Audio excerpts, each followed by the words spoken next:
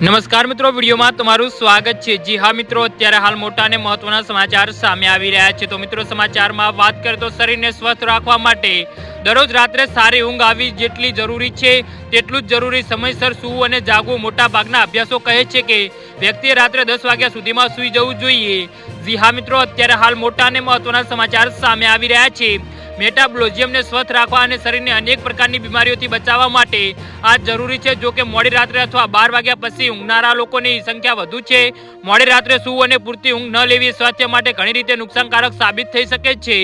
જી હા મિત્રો, હેલ્થ એક્સપર્ટનું કહેવું છે જો તમે ઘણીવાર મોડી રાત્રે સૂઈ જાઓ છો તો તમારે મૂડ સંબંધિત સમસ્યાનો સામનો કરવો પડી શકે છે।